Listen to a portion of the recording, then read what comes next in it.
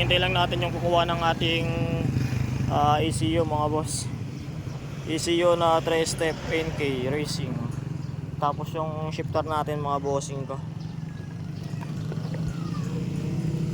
So, pinakata sila. Dilara. Sino yung kausap ko? Sana? Ay, boss. Bilis nyo.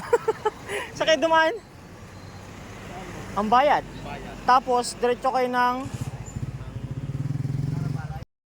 So yung mga bossing, nakuha na yung NK na ECU natin mga bossing ko. Tsaka yung Versace na ating shifter mga boss. Ito yung mga ano, ito yung mga bumili mga bossing. Galing pa sila ng mga taram boss, no? Dadalaw sila, dito sila dumaan sa ano, nakipag-meet sila dito sa may Barangay Wawa mga bossing ko. Kasi kasama din natin sila sa kagrupo din natin to sa mga taram boss, no? Yung chapter nyo. Mga taram chapter sila mga bossing. Yung nakita nila yung post natin na binebenta nila.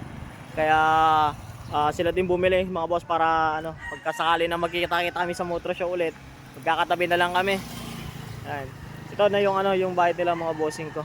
Yung ECU tsaka yung shifter na Versace mga bossing ko. So yun boss.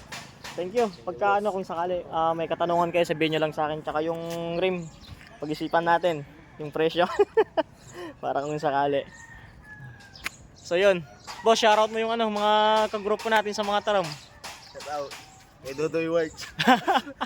Si Dodoy Works na Pure Willy.